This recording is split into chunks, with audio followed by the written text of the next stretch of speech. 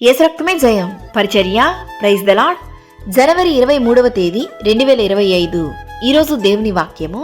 అప్పుడు నీ స్థితి మొదట కొద్దిగా నుండినను తుదను నీవు మహాభివృద్ధి పొందుదువు. యోబు గ్రంథము 8వ అధ్యాయం 7వ వాక్యము. అవును క్రీస్తునందు ప్రియులారా, నీతిమంతులు 7 మార్లు పడినను తిరిగి లేచును. ఆపత్కాలమందు భక్తిహీనులు కూలుదురు. సింహపు పిల్లలు లేమిగలవై ఆకలిగొనును. యెహోవాను ఆశ్రయించు వారికి ఏ మేలు కొదవై ఉండదు అని దేవుని వాక్యం సెలవిస్తుంది. ఎవడనూ తెలుసుకొనలేని మహత్తైన కార్యములను, లెక్కలేనన్ని అద్భుత క్రియలను ఆయన నీ జీవితంలో చేయడానికి సిద్ధంగా ఉన్నాడు. ఈరోజే నిన్ను నీవు దేవునికి సమర్పించు. నీ స్థితి ఎంతో హీనంగానూ, వేదనతోనూ, దుఃఖంతోనూ, బాధతోనూ నిండి ఉన్నప్పటికీ ఆయన నిన్ను చేయి విడువడు.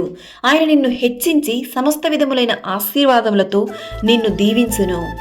నీవు నీ సమయాన్ని వృధా చేయక దేవుని సన్నిధిలో వేచియుండుము. ప్రతి విషయంలోనూ పరిశుద్ధతలోనూ నిన్ను నీవు సరిచేసుకొనుము. నీ స్థితిని చూసి హేళన చేయు వారి ఎదుటనే దేవుడు నిన్ను అనేక విధములైన ఆశీర్వాదములతో నింపును. యేసయ్యను నమ్మిన వారు ఎప్పటికీ చేయి విడువబడరు. మన దేవుడు సజీవుడు, సర్వ సృష్టికర్త, సర్వశక్తిమంతుడు. మనుషులకు అసాధ్యమైన కార్యము దేవునికి సాధ్యము. కావున పూర్ణ హృదయంతో దేవుని యందు విశ్వాసముంచి ఆయన సన్నిధిలో ప్రార్థించుము.